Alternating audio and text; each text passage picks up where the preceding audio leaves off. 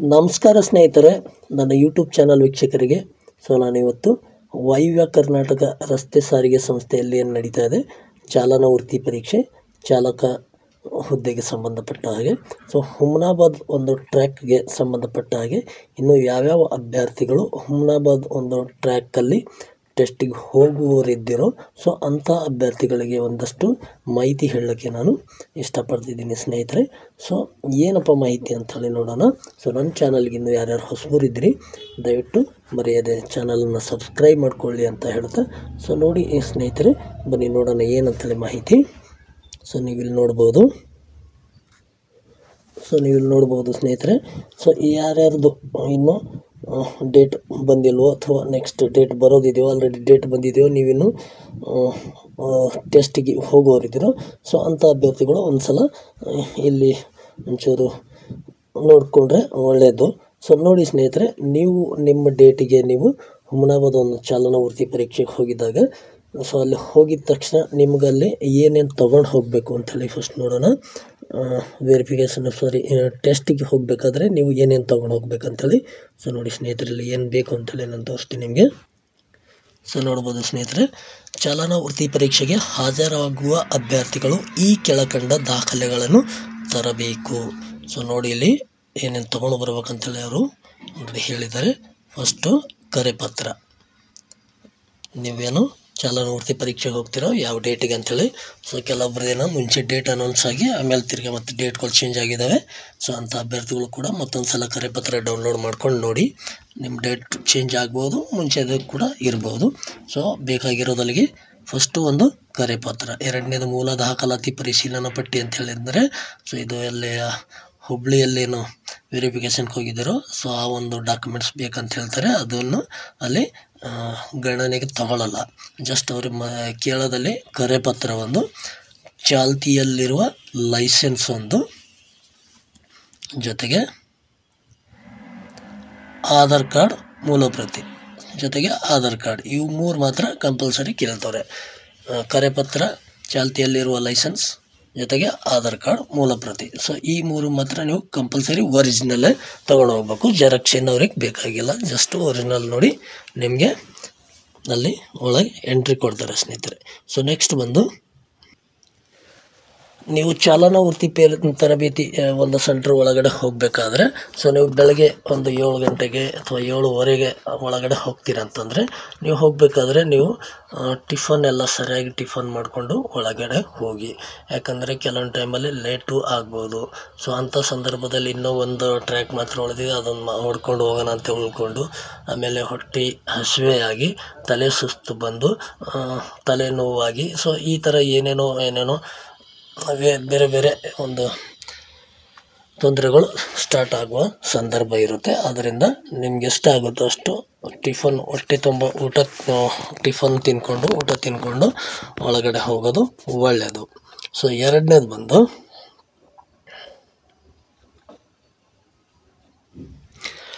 ಒಳಗಡೆ ಹೋದ ನಂತರ ನಿಮ್ಗೆ ಏನು ಮಾಡಿರ್ತಾರೆ ಅಲ್ಲಿ ಎಲ್ಲರಿಗೆ ಲೈನ್ ಕೂರಿಸ್ಕೊಂಡು ಚಾಲನಾ ತರಬೇತಿ ಚಾಲನಾ ಟೆಸ್ಟ್ ಬಗ್ಗೆ ಸ್ವಲ್ಪ ಮಾಹಿತಿ ಹೇಳ್ಕೊಡ್ತಾರೆ. ಜೊತೆಗೆ ನಾವು ಈ ಡ್ಯೂಟಿ ಮಾಡಿಸ್ಕೊಡ್ತೀವಿ, ಅಷ್ಟು ದುಡ್ಡು ಕೊಡಿ ಇಷ್ಟು ದುಡ್ಡು ಕೊಡಿ ಅಂತೇಳಿ ಕೆಲವೊಬ್ಬರೆಲ್ಲ ಇಲ್ಲಿ ಆ ಥರ ಏನಾರು ಸೆಟ್ಟಿಂಗ್ ಮಾಡ್ಕೊಂಡ್ರೆ ಅವೇನೋ ನಡೆಯಲ್ಲ, ಎಲ್ಲ ಆನ್ಲೈನ್ದು ಇದೆ ಅಂತೇಳಿ ಅವರೆಲ್ಲ ಡೀಟೇಲಾಗಿ ಹೇಳ್ತಾರೆ. ಇರೋದನ್ನು ಅವ್ರು ಕರೆಕ್ಟಾಗಿ ಹೇಳ್ತಾರೆ. ಅದಾಗಿದ್ಮೇಲೆ ಒಬ್ಬೊಬ್ಬರನ್ನ ಒಳಗಡೆ ಆಫೀಸಲ್ಲಿ ಒಳಗಡೆ ಬಿಟ್ಟು ನಿಮ್ಮನ್ನು ತಿರ್ಗಿ ಫೋಟೋ ಇಳಿಸಿ ಸ್ಕ್ಯಾನ್ ಮಾಡಿ ನಿಮಗೊಂದು ಕಾರ್ಡ್ ಮಾಡಿಕೊಡ್ತಾರೆ. ATM ಕಾರ್ಡ್ ಥರ ಒಂದು ಕಾರ್ಡ್ ಮಾಡಿಕೊಡ್ತಾರೆ. ಆ ಕಾರ್ಡನ್ನು ನೀವು ತೊಗೊಂಡೋಗಿ ಬಸ್ಸಲ್ಲಿ ಒಂದು ಮಷಿನ್ ಇರುತ್ತೆ, ಆ ಮಷಿನಿಗೆ ಪಂಚ್ ಮಾಡಬೇಕು, ಅದಕ್ಕೆ ಮುಖ ತೋರಿಸ್ಬೇಕು. ಮುಖ ತೋರಿಸಿದ್ಮೇಲೆ ನಿಮಗೆ ಟ್ರ್ಯಾಕ್ ರೆಡಿ ಆಗುತ್ತೆ. ಟ್ರ್ಯಾಕ್ ರೆಡಿ ಆದಮೇಲೆ ಅಲ್ಲಿ ಒಂದು ಗ್ರೀನ್ ಲೈಟ್ ಬರುತ್ತೆ. ಗ್ರೀನ್ ಲೈಟ್ ಬಂದಮೇಲೆ ನಿಮಗೆ ಬಸ್ ಸ್ಟಾರ್ಟ್ ಮಾಡೋಕ್ಕೆ ಹೇಳ್ತಾರೆ. ಬಸ್ ಸ್ಟಾರ್ಟ್ ಮಾಡಿದ್ಮೇಲೆ ನೀವು ಅಲ್ಲಿಂದ ಬಸ್ ಮೂವ್ ಮಾಡಿದ್ಮೇಲೆ ಒಂದು ಸೆನ್ಸರ್ದು ಒಂದು ಬಾಕ್ಸ್ ಇರುತ್ತೆ. ಆ ಬಾಕ್ಸ್ ಹತ್ರ ನಿಮ್ಮ ಬಸ್ ಬಂದಿದ್ಮೇಲೆ ನಿಮ್ಮ ಟೈಮಿಂಗ್ ಸ್ಟಾರ್ಟ್ ಆಗುತ್ತೆ. ಎಲ್ಲ ಗ್ರೀನ್ ಲೈಟ್ ಬಂದಿದ ತಕ್ಷಣ ಸ್ಟಾರ್ಟ್ ಆಗೋಲ್ಲ ನಿಮ್ಮ ಟೈಮು. ನೀವು ಬಸ್ ಮೂವ್ ಮಾಡಿದ್ಮೇಲೆ ಮುಂದೊಂದು ಸೆನ್ಸರ್ ಇರುತ್ತೆ, ಒಂದು ಸ್ವಲ್ಪ ಒಂದು 3-4 ಅಡಿ ಮುಂದುಗಡೆನೆ. ಅಲ್ಲಿ ಬಂದ ಮೇಲೆ ನಿಮ್ಮ ಟೈಮಿಂಗ್ ಸ್ಟಾರ್ಟ್ ಆಗುತ್ತೆ ಸ್ನೇಹಿತರೆ. ನಾನು ನಿಮಗೆ ಏನು ಹೇಳಬೇಕಂದಿದ್ದನ್ನ ಅಂದ್ಕೊಂಡ್ರೆ ನೋಡಿ ಸ್ನೇಹಿತರೆ, ಒಳಗಡೆ ಹೋಗಿದ ತಕ್ಷಣ ನೀವು ಕಾರ್ಡೆಲ್ಲ ರೆಡಿ ಮಾಡಿ ಎಲ್ಲ ಅಭ್ಯರ್ಥಿಗಳಿಗೆ ಫಸ್ಟ್ ಎಲ್ ಪಾರ್ಕಿಂಗಿಗೆ ಕಳಿಸ್ತವ್ರೆ. ಎಲ್ ಪಾರ್ಕಿಂಗಿಗೆ ಯಾಕೆ ಕಳಿಸ್ತವ್ರೆ ಅಂದರೆ ಬಹಳಷ್ಟು ಅಭ್ಯರ್ಥಿಗಳು ಅಂದರೆ ಒಂದು 50ರಿಂದ 60% ಅಭ್ಯರ್ಥಿಗಳು ಎಲ್ ಪಾರ್ಕಿಂಗಲ್ಲಿ ಫೇಲ್ ಆಗ್ತಾ ಇದ್ದಾರೆ. ಅಂದರೆ ಕಂಪಲ್ಸರಿ ಎಲ್ ಪಾರ್ಕಿಂಗಲ್ಲಿ 2 ಟೆಸ್ಟ್ ಏನಿದೆಯಲ್ಲ ಎಲ್ ಪಾರ್ಕಿಂಗಲ್ಲಿ 2 ಟೆಸ್ಟ್ ಸೇರಿ 12 ನಂಬರ್ ಇರುತ್ತೆ. ಅದರ ಕನಿಷ್ಠ 6 ನಂಬರ್ ತೊಗೊಳ್ಳೇಬೇಕು.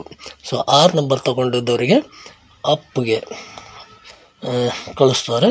ಸೊ 6 ನಂಬರ್ಗಿಂತಲೂ ಕಮ್ಮಿ ನಂಬರ್ ತೊಗೊಂಡ್ರೆ ನಿಮ್ಮನ್ನೇನು ಮಾಡ್ತಾರೆ ಅಲ್ಲೇ ಫೇಲ್ ಆಗಿರ್ತೀರಲ್ವ. ಸೊ ಅಲ್ಲಿಂದನೇ ವಾಪಸ್ ಕಳಿಸ್ತಾರೆ. ಯಾಕಂದರೆ ಮುಂದೆ ಅವ್ರಿಗೆ ಸ್ವಲ್ಪ ಕೆಲಸ ಕಡಿಮೆ ಆಗುತ್ತಲ್ವ. ಸೊ ಹಾಗೆ ನೋಡಿ ಸ್ನೇಹಿತರೆ, ಎಲ್ ಪಾರ್ಕಿಂಗಲ್ಲಿ ಸೊ ಆಫೀಸ್ ಎದುರುಗಡೆ ಇರುವ ಎಲ್ ಪಾರ್ಕಿಂಗ್ ಬಂದು ಈ ಥರ ಸ್ವಲ್ಪ ಕ್ರಾಸ್ ಆಗಿದೆ. ಸೊ ನೀವು ನೋಡ್ಬೋದು, ಗಮನಿಸ್ಬೋದು ನೀವಿಲ್ಲಿ. ಸೊ ನೋಡಿ ಸ್ನೇಹಿತರೆ, ಇಲ್ಲಿಂದ ನಾವು ಬಸ್ನ ಇಲ್ಲಿಗೆ ಬಂದು ಕಟ್ ಮಾಡಿದ ತಕ್ಷಣ ಇಮಿಡಿಯೇಟಾಗಿ ಕಟ್ ಮಾಡಿದರೆ ಈಕ್ವಲ್ ಟಚ್ ಆಗ್ತಾಯಿದೆ. ಸೊ ಇಲ್ಲಾಂದರೆ ಈ ಥರ ನಾವು ಅಳ್ಳಾಡಿಸ್ತಾ ಇದ್ದರೆ ಆ ಕಡೆ ಟಚ್ ಆಗುತ್ತೆ, ಇಲ್ಲ ಈ ಕಡೆ ಟಚ್ ಆಗುತ್ತೆ, ಈ ಥರ ಆಗ್ತಾಯಿದೆ.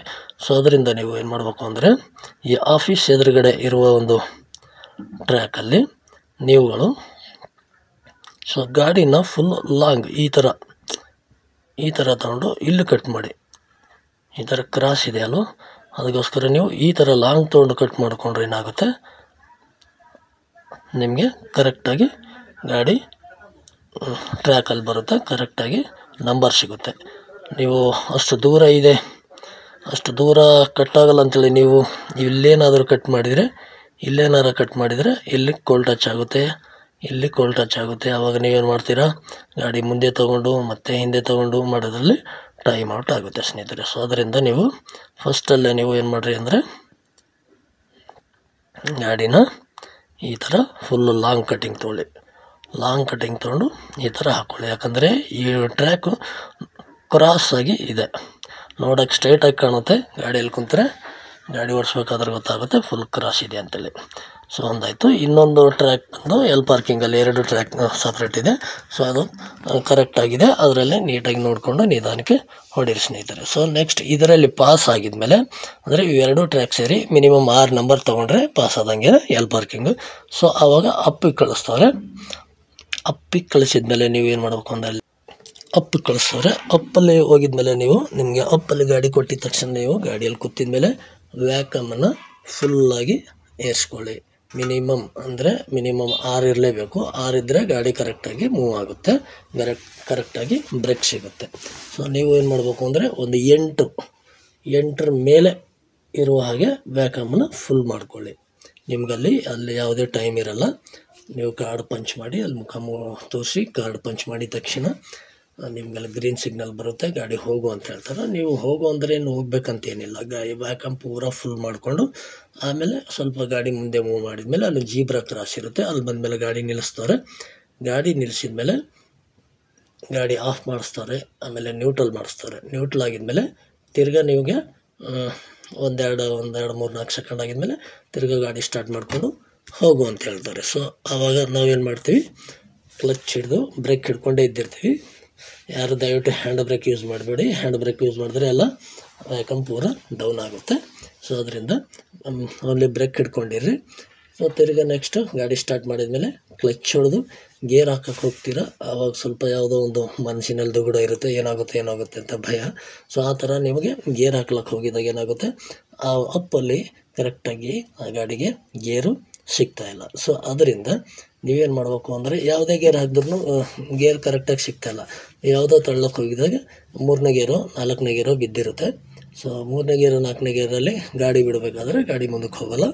ಅವಾಗ ಏನಾಗುತ್ತೆ, ದಡಬಡ ಅಂದ್ಕೊಂಡು ಗಾಡಿ ಹಿಂದೆ ಬರುತ್ತೆ. ಸೊ ಅದರಿಂದ ನೀವುಗಳು 1 ನಂಬರ್ ಗೇರು ಅಂದರೆ ನೀವೇನು ಎಕ್ಸ್ಟ್ರಾ ಗೇರು ಸ್ಪೆಷಲ್ ಗೇರ್ ಅಂತಿರಲ್ಲ ಆ ಗೇರಲ್ಲೇ ಹಾಕ್ಕೊಳ್ಬೇಕು. ಸೊ ಆ ಗೇರ್ ಹಾಕ್ಕೋಬೇಕು ಅಂದರೆ ನೀವೇನು ಮಾಡಬೇಕು, ಫಸ್ಟಿಗೆ ಗಾಡಿ ಕ್ಲಚ್ ಹಿಡ್ಕೊಂಡು 2 ನಂಬರ್ ಗೇರಲ್ಲಿ ಹಾಕ್ಕೊಳ್ಳಿ. ಸೊ ಎಲ್ಲ ಬಸ್ಸಲ್ಲಿ ಕೂಡ ಏನು ಮಾಡಿದ್ದಾರೆ ಅಂದರೆ ಗೇರು ಪ್ಯಾಟ್ರನ್ಗಳದ್ದು ಒಂದು ಸ್ಟಿಕ್ಕರ್ ಅಂಟಿಸಿದ್ದಾರೆ. ಅಂದರೆ ಗೇರ್ ಲಿವರ್ ಮೇಲೆ ಅಂಟಿಸಿಲ್ಲ, ಬಾನಟ್ ಮೇಲೆ ಅಂಟಿಸಿದ್ದಾರೆ ಸ್ನೇಹಿತರೆ. ಸೊ ಯಾವ ಥರ ಗೇರ್ಗಳು ಇದ್ದಾವೆ ಆ ಗಾಡಿಗಳಿಗೆ ಅಂಥೇಳಿ ಎಲ್ಲ ಬಸ್ಸಲ್ಲಿ ಕೂಡ ಅಂಟಿಸಿದ್ದಾರೆ. ಸೊ ನೀವು ನೋಡ್ಬೋದು, ಇಲ್ಲಿ ನಾನು ತೋರಿಸ್ತೀನಿ ನಿಮಗೆ. ಸೊ ನೋಡ್ಬೋದು ಸ್ನೇಹಿತರೆ ನೀವಿಲ್ಲಿ. ಸೊ ನೀವು ಅಲ್ಲಿ ಜೀಬ್ರಾ ಕ್ರಾಸಿಂದ ಗಾಡಿ ಆಫ್ ಮಾಡಿ ಸ್ಟಾರ್ಟ್ ಮಾಡ್ಕೊಂಡು ಮುಂದೆ ಹೋಗು ಅಂತ ಹೇಳಿದಾಗ ನೀವೇನು ಮಾಡಬೇಕು ಅಂದರೆ ಕ್ಲಚ್ ಹಿಡಿದು 1 ಸಲ 2 ಸಲ 3 4 ಸಲ ಕ್ಲಚ್ ಹಿಡಿದು ಈ ಗೇರಿಗೆ ಎಳ್ಕೊಳ್ಳಿ. ಸೊ ಯಾವ ಗೇರಿಗೆ ಅಂದರೆ ಈ ಗೇರಿಗೆ ಹಾಕ್ಕೊಳ್ಳಿ. ಇಲ್ಲಿ ಕಾಣಿಸ್ತಾ ಇಲ್ಲ 2 ನಂಬರ್ ಗೇರು. ಸೊ ಈ ಗೇರಿಗೆ ಹಾಕ್ಕೊಳ್ಳಿ ಫಸ್ಟು. ಈ ಮಧ್ಯದಲ್ಲಿ ನ್ಯೂಟ್ಲಿದ್ದಾಗ ಈ ಕಡೆ ಫುಲ್ ತಳ್ಕೊಂಡು ಫಸ್ಟು ಈ ಗೇರಲ್ಲಿ ಹಾಕ್ಕೊಳ್ಳಿ. ಈ ಗೇರಲ್ಲಿ ಹಾಕ್ಕೊಂಡು ತಿರ್ಗಾ ಕ್ಲಚ್ ಹಿಡಿದು ಅದೇ ಸ್ಟ್ರೈಟು ಮುಂದೆ ತೊಳೆದ್ರೆ ನಿಮಗೆ 1 ನಂಬರ್ ಗೇರ್ ಸಿಗುತ್ತೆ. 1 ನಂಬರ್ ಗೇರ್ ಬೀಳುತ್ತೆ. 1 ನಂಬರ್ ಗೇರ್ ಬಿದ್ದಿದ ಮೇಲೆ ನೀವು ಬ್ರೇಕ್ ಹಿಡ್ಕೊಂಡೇ ಇದ್ದಿರ್ತೀರ. ಕ್ಲಚ್ಚು ಫುಲ್ ಹಿಡ್ಕೊಂಡಿರ್ತೀರ. ಕ್ಲಚ್ಚು ಪೂರ ಫುಲ್ ಮೇಲ್ಗಡೆ ಸ್ವಲ್ಪ ಕ್ಲಚ್ ಇರೋದು. ಸೊ ಅದರಿಂದ ಕ್ಲಚ್ ಬಿಡ್ತಾ ಹೋಗಿ ನಿಧಾನಕ್ಕೆ. ಯಾವಾಗ ಗಾಡಿ ವೈಬ್ರೇಷನ್ ಸ್ಟಾರ್ಟ್ ಆಗುತ್ತೋ, ಗಾಡಿ ನಡ್ಗಕ್ಕೆ ಸ್ಟಾರ್ಟ್ ಮಾಡುತ್ತೋ, ಸೊ ಅಂಥ ಟೈಮಲ್ಲಿ ಸ್ವಲ್ಪ ಬ್ರೇಕ್ ಬಿಡಿ. ಕ್ಲಚ್ ಹಾಗೇನೆ ಇಟ್ಕೊಂಡಿರಿ. ಸ್ವಲ್ಪ ಬ್ರೇಕ್ ಬಿಟ್ಟಾಗ ಏನಾಗುತ್ತೆ, ನಿಧಾನಕ್ಕೆ ಗಾಡಿ ಮುಂದೆ ಮೂವ್ ಆಗ್ತಾ ಇರುತ್ತೆ. ಸ್ವಲ್ಪ ಮುಂದೆ ಮೂವ್ ಆಗಿದ ತಕ್ಷಣ ಏನು ಮಾಡಿ, ಪೂರ್ತಿ ಬ್ರೇಕ್ ಬಿಡಿ. ಗಾಡಿ ಆಟೋಮೆಟಿಕ್ಕಾಗಿ ಹೋಗುತ್ತೆ. ನೀವೇನು ಎಕ್ಸಲೇಟ್ರ್ ಮಾಡೋದು ಬೇಕಾಗಿಲ್ಲ. ಬೇಕಾದರೆ ಒಂದು ಫೂಟು 2 ಫೂಟು ಮುಂದೆ ಹೋಗಿದ ಮೇಲೆ ಬೇಕಾದರೆ ನೀವು ಎಕ್ಸಲೇಟ್ರ್ ಮಾಡಿಕೊಂಡು ಪೂರ್ತಿ ಕ್ಲಚ್ ಬಿಟ್ಕೊಂಡು ಹೋಗ್ಬೋದು ಸ್ನೇಹಿತರೆ. ಸೊ ಇದು ಆಯಿತು. 2 ರೌಂಡ್ ಕೂಡ ನೀವು ಒಂದೇ ಅಪ್ಪಲ್ಲಿ 2 ರೌಂಡು ಬಸ್ ಓಡಿಸ್ಬೇಕಾಗುತ್ತೆ. ಇದು 2 ಸೇಮ್ ಇರುತ್ತೆ ಸ್ನೇಹಿತರೆ. ಸೊ ಇದರಲ್ಲಿ ನೀವು ಪಾಸ್ ಆಗಿದ ಮೇಲೆ ನಿಮಗೆ ನೆಕ್ಸ್ಟು ಇದರಲ್ಲಿ ಪಾಸ್ ಆಗಬೇಕು ಅಂತಂದರೆ 1 ರೌಂಡು 5, 1 ರೌಂಡು 5, ಟೋಟಲ್ 10 ಮಾರ್ಕ್ಸ್ ಇರುತ್ತೆ. ನೀವು ಮಿನಿಮಮ್ 2 ರೌಂಡ್ ಸೇರಿ 5 ಮಾರ್ಕ್ಸ್ ತಗೊಳ್ಳೇಬೇಕು. 5 ಮಾರ್ಕ್ಸ್ ತೊಗೊಂಡ್ರೆ ಮಾತ್ರ ನಿಮಗೆ ಮುಂದಿನ ಟ್ರ್ಯಾಕಿಗೆ ಕೊಡ್ತಾರೆ, ಇಲ್ಲಾಂದರೆ ಕೊಡಲ್ಲ.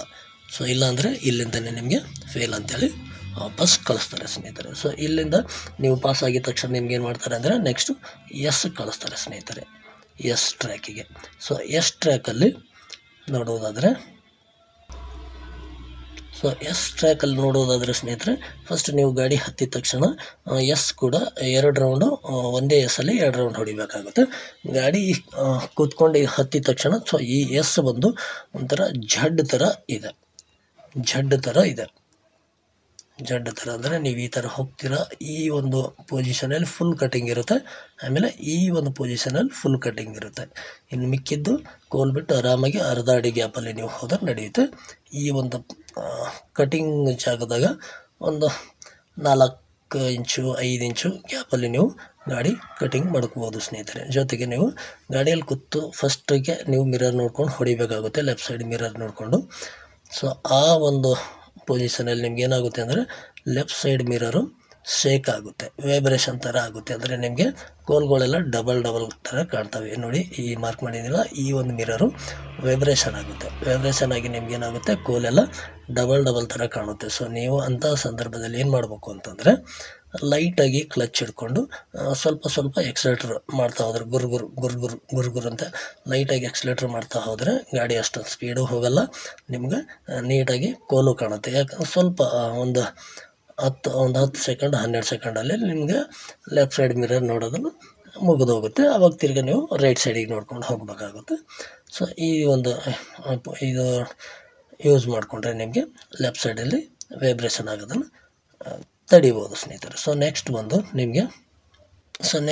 ನಿಮಗೆ 8ರಲ್ಲಿ ಸೊ ಗಾಡಿ ಓಡಿಸ್ಬೇಕಾದ್ರೆ ಗಾಡಿ ಎಲ್ಲ ಕರೆಕ್ಟಾಗಿದೆ, ನೀಟಾಗಿದೆ, ಹೋಗುತ್ತೆ, ಏನು ಪ್ರಾಬ್ಲಮ್ ಇಲ್ಲ. ಸೊ ನೀವು ಯಾವ ಥರ ಎಂಟ್ರಿಯಾಗಿ ಹೋಗ್ತಾ ಇದ್ದೀರಿ ಅಂತಂದರೆ ನೋಡ್ಬೋದು ನೀವಿಲ್ಲಿ. ಸೊ ನೋಡಿ, ಇಲ್ಲಿ ನಾನು ಮಾಡಿ ತೋರಿಸ್ತೀನಿ. ಸೊ ಇಲ್ಲಿಂದ ಎಂಟ್ರಿ ಮಾಡ್ತೀರಾ. ಸೊ ಈ ಎಂಟ್ರಿ ಟೈಮಲ್ಲಿ ಪಕ್ಕದಾಗ 2 ಕೋಲ್ ಇದೆ. ಸ್ವಲ್ಪ ರೈಟ್ ಸೈಡಿಂದ ಗಾಡಿ ಒಳಗೆ ತೊಗೊಳ್ಳಿ. ಸ್ವಲ್ಪ ರೈಟ್ ಸೈಡಿಂದ ಒಳಗೆ ಹಾಕ್ಕೊಂಡ್ರೆ ನೀಟಾಗಿ ಒಳಗಡೆ ಹೋಗುತ್ತೆ, ಯಾವುದೇ ಕೋಲ್ ಟಚ್ ಆಗೋಲ್ಲ. ಎಲ್ಲಿ ಟರ್ನಿಂಗ್ ಇಲ್ಲ ನೋಡಿ, ಈ ಒಂದು ಪೊಸಿಷನ್ ಇದೆಯಲ್ಲ, ಈ ಟರ್ನಿಂಗ್ ಪೊಸಿಷನಲ್ಲಿ ಗಾಡಿ ಸ್ಲೋ ಇರಲಿ. ಸೊ ಈ ಒಂದು ಪೊಸಿಷನ್ ಏನಿದೆಯಲ್ಲ, ಈ ಒಂದು ಪೊಸಿಷನು, ಸೊ ಇಲ್ಲಿ ಸ್ವಲ್ಪ ಗಾಡಿ ಸ್ಪೀಡ್ ಮಾಡ್ಕೊಳ್ಳಿ. ಇಲ್ಲಿ ಸ್ಪೀಡ್ ಮಾಡಿದ ತಕ್ಷಣ ಮತ್ತೆ ತಿರ್ಗಿ ಟರ್ನಿಂಗ್ ಬರುತ್ತೆ. ಇಲ್ಲಿ ಫುಲ್ ಸ್ಲೋ ಗಾಡಿ ಐಡಲ್ನಾಗೆ